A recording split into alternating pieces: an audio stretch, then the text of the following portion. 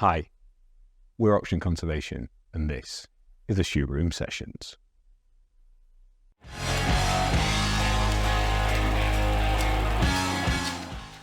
Good morning, Ed. Morning. Welcome to the Shoot Room.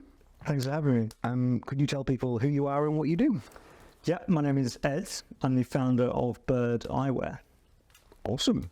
My favourite question when we start a Shoot Room off is I ask people to take us through their career contents page. If the Bird book was sat on the table in front of us and we opened the first page, what are those chapters of your life that got you up to this point? Yeah, I think mine would be very random and quite surprising. I have meandered my way through various industries. Well, that's an exciting start. Yeah, so I come from a background, my family were all kind of artists, designers. All of my brothers went to some kind of art school or graphic design college or something like that. How many brothers? I have 3 brothers. Wow. Where do you sit in the... One sister as well. I am the middle child. I'm the problem middle child. Classic. But yeah, at 16, I was set to go to art college and kind of had my whole life mapped out ahead of me. Got a temporary job in the summer before I was starting college. Temporary job washing up pots and pans in this 4-star hotel in near where I lived, and they had a couple of busy functions on, and they'd asked if I could like chip in and help with some of the food prep and making up plates and stuff. So I did that. Fast forward a few weeks, and the head chef said, Ed, we think you've got some really good skills. Would you consider working for us if we put you up in the hotel, we paid for your kind of diploma and paid for your university, and you would have a job at the same time? So I was like, yeah, sure. So I got promoted to kind of chef at that stage, on the lowest rung, and yeah, from there worked my way up to kind of kitchen manager, head chef, over 4 years, whilst kind of doing all the learning as well. Then from there, I got into education. And ended up, long story short, director of an education charity in the southwest, working across. We had nearly 50 different schools, and we were running lots of extracurricular stuff, theatre, music productions, different things along the PSHE kind of themes. And throughout that kind of 10-year period, I was a musician as well. So I was frontman of a band, so I was touring on my down days, and I was drumming as well. I've been a drummer since I was 5 years old, and it was actually the drumming that led to eyewear in a very roundabout way. So I'd always been working with my brothers, and my brothers and I, we always got on really well, and we'd always worked on like ideas. I mean, from when we were 4 years old building dens right through to our 20s and 30s, we've always helped each other on various projects. And I was working with my next youngest brother, Lawrence, on a product design for drummers. And we were doing branding and prototyping, and I was learning how to CAD design, and I was getting into materials, and my brothers were really interested in kind of material design as well. And so we were exploring all these rabbit holes and putting all this stuff together. That project reached a fairly natural conclusion. So then I was just like, okay, well, what's next? And I think just one night, I was just kind of browsing the internet, and I came across some eyewear brands, and it just kind of piqued my interest, and I was just like, oh, that's interesting. Like, that's an interesting take on a material or something like that. And just did a bit of exploring. I was like, well, hold on, in this eyewear industry, did a bit of reading up about it. I was like, it's kind of lacking a few kind of key things in here. Like, there's a lot of plastics, there's a lot of big monopoly players in here, but there's little thought going into like longevity, repairability, like material usage, and just like general like the sustainability of the industry. So I was like, okay, well, there's a challenge. So chatted with my brother, And we were like, yeah, okay, we think we could do something there. So just immediately just got stuck into some R&D and just found some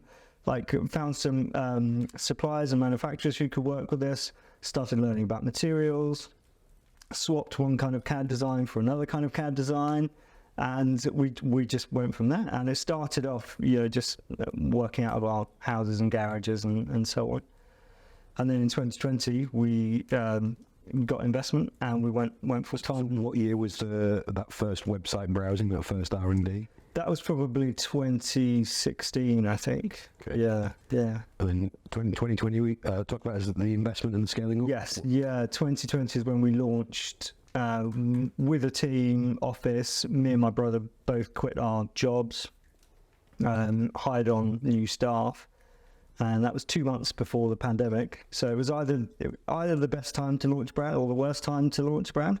Well, I'm still undecided about which it was, but yeah, and from that point, it's just been, we've just been flying ever since, just super busy, really enjoying getting stuck into all the intricacies. And being completely new to the industry, we are absolute novices, which I think is one of our biggest strengths, because we're not bringing any baggage to the industry. We're not trying to do things how they've been done before.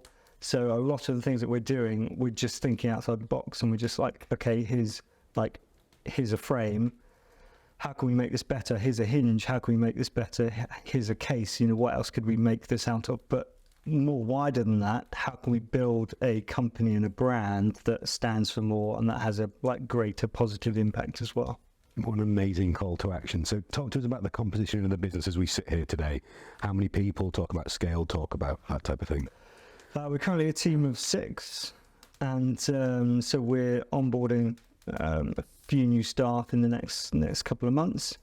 And so being quite a small team, we're all wearing many hats. It's such a fun business, right? Exactly, yeah. So my days kind of consist of running the business, from forecasts and VAT stuff, the very kind of boring businessy kind of stuff, through to marketing and production, looking at materials, visiting suppliers. Do you still get involved in the design side of things? Yeah, we do. Yeah, that's something that we do as a team collaboratively, and I think the more people we get, the more helpful that is, because we're sense checking ideas and do you like this style, do you like this color, and we like to keep a lot of that stuff in house rather than try and follow what other people are doing, because the more we can keep it in-house, the more creative it is, we found. That's a beautiful segue. So you brought some props with you. Yes. Can you show us the case and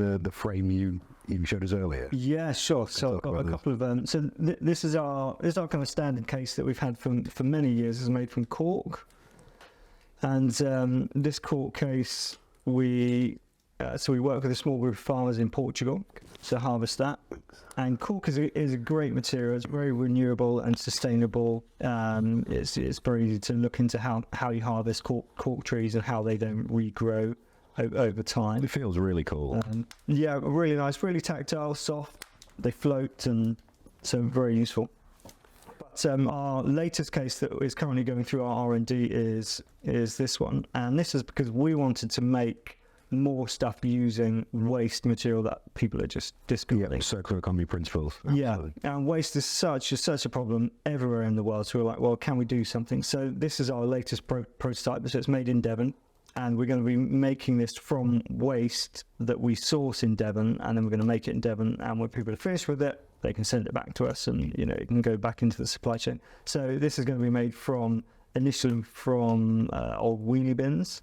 But we're currently building up our stock of returned frames and other materials that we will then hopefully incorporate into this, and eventually we will open this out and start making frames as well. Frames are a little bit harder because they're a bit so they're thinner and inherently a bit more fragile, so doing the molds and the material kind of workup is slightly harder, but obviously making a big chunky case is slightly easier. And I think it's some of your frames that are really exciting as well. So can you show us the one inside the wheelie bin case? Has that got a name, that case? Is there a... Yes, this was the Pluma. frame, and this frame we did a very small range. So it's a bioacetate, which is a lower carbon acetate compared to most eyewear frames. And but inside we've layered some real leaves in there, and it just kind of... We'll cut some macro shots into it if we can. I'm saying we're going to do that. Josh, you give me a thumbs up. Yes, we can do that. So we'll do some macro shots in it. Yeah, please do. And it just, it just kind of brings a bit more of nature into something that is very wearable and tactile. And the feel of this and the balance is incredible. And you did tell me this was priceless before we started, because the last pair left. The last one. Elle did try and steal them, but she's not allowed to. Yeah. Yeah, and there's another one there you brought as well in terms of frame. And this is one of our wooden frames. That's how I first heard about you guys, was wooden frames. That was the first thing that was like, wow, that's different and interesting. Exactly, yeah. So that's where we started. We started with wooden frames, which are great. Me and my brother, we grew up in nature. We were always climbing trees, building tree houses, and just kind of generally stuck into nature. And so this frame has quite a cool story behind it. So we're bird by name, bird by nature, and we name all of our frames after birds. So this frame is called the blackcap, and if you look at the blackcap in the wild, it shares a similar kind of coloration to it. So we take a lot of inspiration. This is my front man days, right? Very nice. Yeah, thanks. With my massive head and a small frame, yeah. So we like to take a lot of inspiration from nature, whether it's birds or whether it's kind of plant-based materials. This frame is part of our strata range, where what we found is wooden frames, though great, can be quite fragile, because obviously when you're taking wood down to this level of thinness, it can be quite fragile. So if you sit on it or something, it will crack, and then it's harder to repair.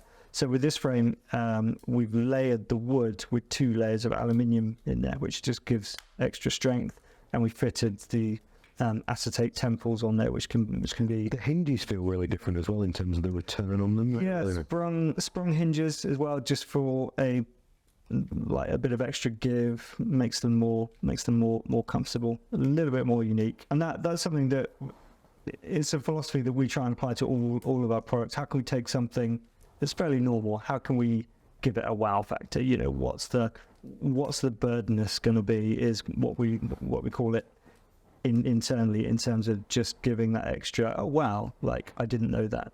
I love that part too, when it becomes part of a business culture. So we try and put those little Easter eggs into everything we do. So in a written document, we'll have a hyperlink somewhere to a story that pivots off from it, or this is going to cause me problems saying this, but my email signature at the bottom with the Auction and Conservation logo, if you click on it, it goes straight to my Calendly, so you can book a slot. Oh, yeah. So it's a hidden door that's in there, and different parts of our web pages, if you click on or do things, will do different things. So adding that like, little moment of magic is I like as well. Yeah, I like that. That's good. So can you talk to us about, you mentioned it in kind of your intro, the state of the wider eyewear business and what the ecosystem's like in terms of the monopolies you mentioned and the use of materials.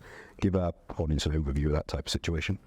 Yeah, so it's much like many other industries, clothing industries, etc., where there are big monopoly players that own multiple brands. So in the eyewear industry, the biggest player is called Essilor Luxottica. And that's like Ray-Ban and Oakley as well? Yes, yeah, Ray-Ban, Oakley, Prada, hundreds of brands. They own Sunglasses Hut, so they own the concession stores in John Lewis. So any frame that you find in like an airport or Sunglass Hut or John Lewis will be owned by this brand. And of course, back in the day when Oakley was Oakley, they used to make fantastic frames. If you can remember all the weird and wonderful ones that were up over the head, and like the Mission Impossible frames. Same for Ray-Ban. When they were just Ray-Ban, they made beautiful frames, manufactured in Italy. And they would last for decades and decades. But now they've all been subsumed into this kind of one company, shipped all the manufacturing to China. All the frames are made in the same, more or less the same factory. The quality of the materials has just gone, through the floor. So if you compare a pair of Ray-Bans today to a pair of Ray-Bans, 20 years ago, there's just a stark contrast in them. And of course, they're still selling them for huge markups. And then alongside that, there's many other brands that are just churning out kind of cheap, ubiquitous kind of plastic frames, little thought given to their durability, recyclability, repairability, all the abilities, it seems. So for us, the challenge is really, how can we do better? How can we make a frame that uses better materials, that has a lower carbon footprint, that is more durable or just as durable as any other product, that is fully repairable or recyclable, and so that's our go-to criteria when we're looking and designing frames. That's amazing. So you talked to us about the sustainability side of stuff and what you're doing, and that extends to social impact as well in terms of the way you look at business? Yeah, absolutely. Yeah, we knew from very early on that we wanted to be a more than profit brand. So we weren't just out to make products and to make money. We wanted to make an impact, to leave a legacy. For us, that's something that's really important. And so we built that into our business model more or less from day one. So we've connected with a number of charity partners. So every sale has a direct kind of output and input somewhere else. And that's working. So our longest standing charity is SolarAid. And I've got a couple of props. Nice. First guest to bring props, and we love it. So SolarAid have teams that work across a number of sites in Malawi and Uganda. And in places like that, and we have a connection with Uganda. Our mother was born and grew up there, and we still have family connections there. But in that part of the world, when it gets dark and there's no electricity, when it gets dark, because it's on it's near the equator, it's completely pitch black. There's no light at all. So with no electricity or no energy infrastructure, people and families, hospitals, they're using just kind of makeshift things for light. So in homes, people will be burning things like this. This is a classic kind of paraffin lamp. It's been adapted from a can. They put some paraffin or petrol or kerosene in there, and they'll burn it, in their houses. But even, this is perhaps a more sophisticated one. People will burn clumps of straw, that they will just hold while they're cooking. And of course, that gives off toxic fumes. It leads to fires and all kinds of kind of health concerns. So working with SolarAid, we built in the model that every pair of sunglasses that we sell pays to distribute one of these lights, which is a solar light. It's really bright, really small, really robust, waterproof. It has a lifespan typically of about 3 years, but can also be repaired and recycled as well. So they set up repair stations where they are. And something like this is transformative to a family who can then start to save money because they're not having to buy petrol or kerosene for burners, and they just pop lamps outside, and they'll often scale them up. So we've seen whole villages kind of transform from being kind of fossil fuel dependent to being solar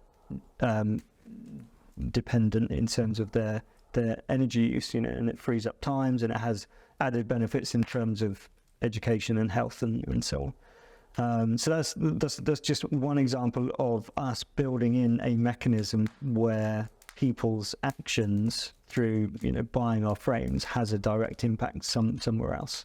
That's super cool.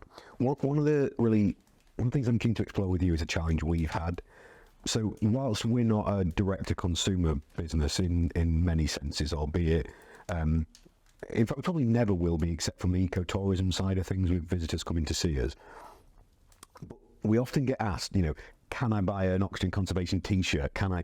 And I think if we were Tesla, with the amount of people who are keen to get involved, we'd be having a product line of these. I don't think we'd have a flamethrower. It's not really a call for it, and we're vehemently against burning the hillside. But we might have T-shirts, and I think I don't want to do that because I don't want to create things for consumption. But you've got to balance that all the time, right? You're literally producing something that people will buy, but you're clearly really aware of the impact of doing that. How do you balance that in your head, that compromise and that challenge? Absolutely. It's definitely a balance, and we want to limit that as much as we can. So eyewear is really important.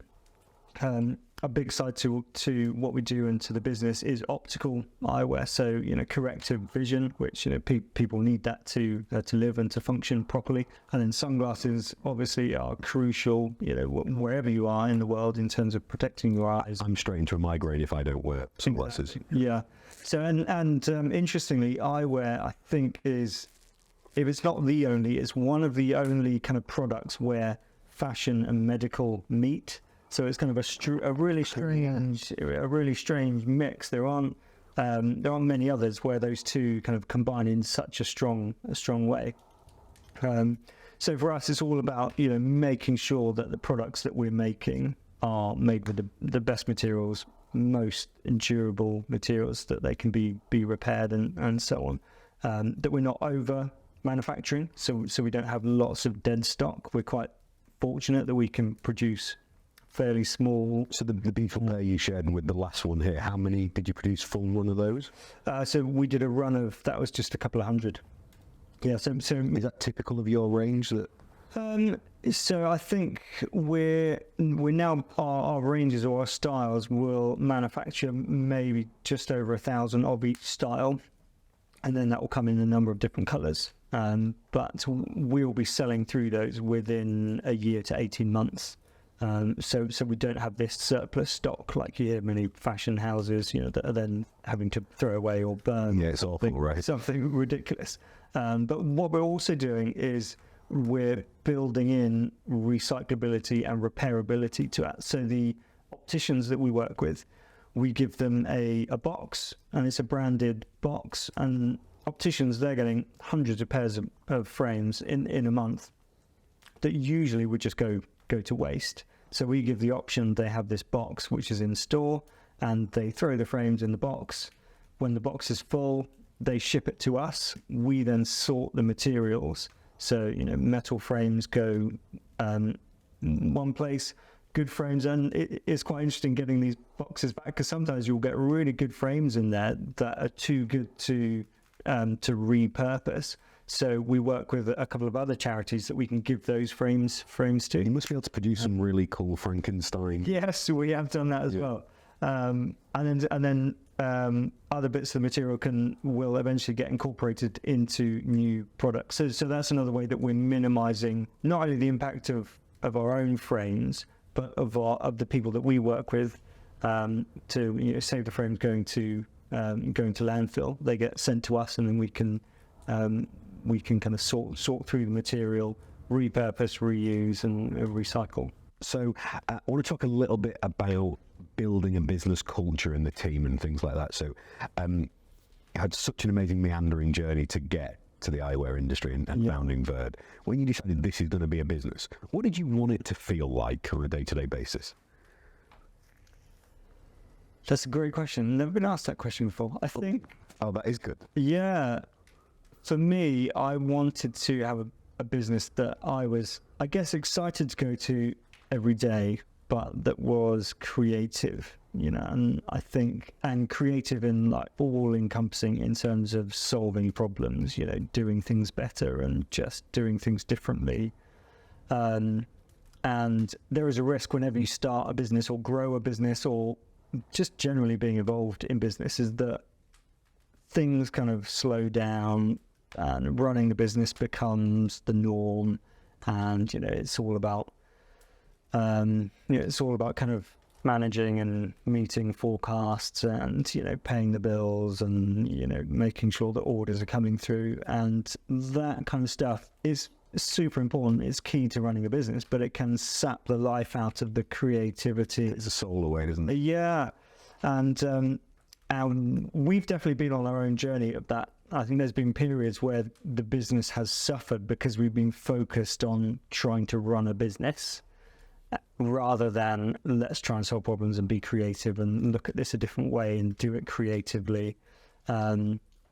that's one of the reasons that I don't follow any competitors, because I don't want to be drawn. I don't want to be led by what they're doing. I want to just come up with ideas internally. And so, yeah, I think for me, what did I want as a business? It was about creativity and about building something that leaves a legacy that I can be proud of one day, whether I'm in it 5 years, 10 years, 20, 50 years. To say, we did our best, we did a good job, we solved some problems, and we changed some lives. It sounds like you've done that. You're really good somewhere. You've been doing it. When we started Ocean Conservation, for me, it was about a lot of it was about being honest. So, public sector, you are encouraged to lie a lot for politicians and about politicians, and I ran really big teams, and I had to stand up and lie about why things were happening or couldn't happen, and everyone knows. My rule in business is everybody knows. If someone's good, everyone knows. If someone's bad, everyone knows. If you've got a lazy person in the team, everybody knows if they're honest. We're just not people that aren't honest enough about it. So we are uber transparent and uber honest to the point whereby our head of legal and FD just have their head in their hands when I'm telling everyone as much as we can about the team. But I kind of figure if you can't trust your team, you've got the wrong people in the room. And have a different team if you can't talk to them. So once we set off, I wanted it to be honestly about the environment, about impact, and about adventure, because then you can get out of bed in the morning to want to go do stuff. And I didn't put those words on anything until we were sort of 6 months to a year in with the business, because one of my frustrations about business culture is the senior team take themselves away for an event in a big corporate, write 3 words on a wall and come back and say, this is what the company's about now, have a great day. And everyone who's sat there's gone, well, no, I'm still doing this and nothing's changed. So I want it to be an authentic reflection of what we were doing. And so you've got to live those things as well. So I loved how earlier on you were like, you bring the team together for the collaborations on the design still. Well, that means it's true to your vision for wanting it to be about the creativity and the play that was there. Another key thing about you guys is, so you're a B Corp. Yes. Talk to us about why that's important and what that process was like in terms of getting certified. Definitely. So we knew very early on that we wanted to be a B Corp. That was, for us, it was a way more for ourselves of demonstrating that we were building a business the right way. So, even before we hired any staff, even before we properly launched, we were getting stuck into what does it mean to be a B Corp. And we'd followed, various other brands who have led the way in terms of becoming B Corp, brands like Patagonia. And so that helped us orientate the business and orientate how we did things. A B Corp for us is a really great way. I mean, it's a certification that covers so much. So it's very easy to have a product certified, for example. It can be organic cotton this or fair trade that. But then the company behind it and the ethos and the culture of the business is often completely overlooked. Yeah. So we wanted to find a way that we could almost just kind of ratify the whole business, lay it bare, what we're doing, be transparent, to ourselves, to the team, to our customers about the way that we're doing things. And B Corp is a really great mechanism for that, because they drill down into everything. Literally everything. Yeah, from, governance, team, pay, gender, office. One of our challenges everything that I would love your advice on. So we're looking through that. So the wider Auction House Group is certified. And I think we could kind of go under that umbrella. Yeah. But we were like, no, let's be honest and transparent about this in separate certification. And I'm not as close as some of the team are. But when we looked at the series of documents, our head of people had some concerns about policies like a child labour policy. And there was a few others that it felt like, well, of course we don't need these or want these, but there's a sort of I'm not sure it's a pure requirement, but almost a significant encouragement to have them. Did you have any of those challenges or have to deal with those type of things? We did in some cases, but in others, so obviously for our supply and manufacturing chains, we had like the child labour stuff, that all forms part of that, so that was great. But there are other areas that just don't apply to us, and I think within the B Corp certification, you can click, you can acknowledge that it doesn't apply to you, and then that section is just. I think that was our key bit. So it's to advocate. It's not that we believe in child labour. We've only had the one child applicant who was a 4-year-old, I think, applied to be an illustrator for us, which was very lovely and an incredible drawing they sent in. Thank you if you're listening. It's more that we're against unnecessary process and document bureaucracy because again, coming from the public sector where there was a process or a document for everything that was never followed, Yeah. and was just used to set a minimum standard to criticise people against when they didn't deliver it, when often there was never the resource to deliver against all of these. So I think as fewest policies and procedures as possible. It's a phrase I borrowed from Yahoo. They don't believe in PB&J, process, bureaucracy and jams. So if you can get rid of them. Yeah, I totally agree with that. And yeah, I mean, sometimes you have to go through the bureaucratic process to achieve an outcome. Well delivered. I struggle with that one. But yes, yeah, I mean, and one of the other good things about B Corp for us as a new business is that even going through the process, it gives you access to other bits of information or templates. So, you know, if we needed a policy, we could look up or we could ask for a template, and then we could just adopt that and so on, or we can tweak it. And then when we became certified, that then kind of puts us on a parity in terms of having other B Corps as peers, and we were able to reach out to other founders and businesses and product manufacturers and say, ask just very openly and honestly, how do you guys deal with this? Do you have any documentation on this, or can you help us with this? And the B Corp community is really helpful in terms of just engaging one another and helping other businesses level up. It kind of breaks down that competitive nature of businesses, which is quite nice. So we found it to be really helpful. And we first certified in 2020, just a few months after we launched. We recertified this year and managed to level up our score. So we're now 128. So we're the highest scoring eyewear brand in the world, which is great. That's super cool. That helps us feel good about some of the things that we're doing, and helps us know that we're moving in the right direction as well. Yeah. I love that. In my head, I've got some kind of playful marketing thing where that high B Corp score for an eyewear in the world is visibly clear, but the one below is kind of blurry, so it nods to the other big firm, but you can't see it because it's blurred out. Exactly. Yeah. Love it. So the other bit I'm really interested in about your company culture is you're always told never work with friends and definitely never work with family, and you've managed to make that work. How?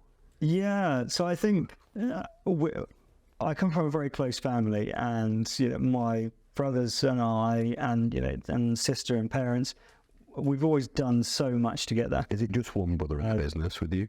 So there are two brothers as directors, but one brother is employed full time, who I'm working with on a daily basis. My youngest brother, who's involved and played a key role in starting up the business and sits on the board of directors, has shares in the business, but he's not directly involved on a day-to-day basis. And then our oldest brother, he lives in Switzerland, and so older brother and older sister are not directly involved, but just kind of by proxy, we keep them engaged and and involved. And obviously, just growing up together, we've been through ups and downs and highs and lows, and we've learned how to problem solve and how to get over differences and arguments. And I think because we've had 30 years of that, now we're in business together, it's like okay, yeah, that's fine. And is it all sweetness and light, or are there clashing on ideas and concepts? And there are clashes, but very rarely are they significant, because we've spent so much time working together, and we've grown up under the knowledge that family is the most important thing. Whatever you do, family comes first. So if there's a disagreement, then you make good. You find a way to make good. So I think growing up like that has helped. So and it also helps that both of my brothers, or all of my brothers, all of my family, they're really good at what they do, and so having my brother Lawrence, he's our, he's a co-founder of the business, but he's a really talented designer. He's the best designer that I know, that I've ever met, that I've ever seen. So having him part of the business, we are lucky in that respect. Amazing. Yeah. So what's next? What's the next 12 months, 24, whatever that time horizon is? What are your aspirations and ambitions for the future? Aspirations are to really start to make a dent in the eyewear industry in terms of shining a light on the things that can and should be done better by the larger corporations, helping them make changes if they will let us. But growing as a business in terms of reaching more people with our eyewear, with our, whether that's glasses or sunglasses, giving people the opportunity to buy better products, and then products like ourselves where they can be repaired. So we don't want people to buy to buy a pair of sunglasses every year. We want them to buy once and then they can come back to us and get it repaired. If they need new lenses, we'll pop new lenses in for them. So I guess it's just about challenging that culture. That every year you're having to refresh your wardrobe, or every 6 months or every season you're having to somehow refresh things. Let's get back to repairing and recycling in just a better, more efficient way. I think extending our capabilities for local manufacturing in Devon, that's going to be key for us, and building out those waste management streams, helping our opticians deal with their waste better. And it's kind of piece by piece, layering all of these things, and having impact along the way, changing people's lives. Is if we can do one as a result of the other, then that's going to be great. It's a truly inspiring story, Ed. If people want to know more about the company, or if they want to purchase glasses, how can they do that? So head to www.findyourbirds.com. For all of our social channels are Find Your Birds. So that's what we want people to do. We want them to find the pair of birds that is best for them, and and join us. Yeah, perfect. Thank you so much for the time for coming out today, and that is your shoot room session. You're very welcome. Thank you. Bye guys. Thank you. Bye.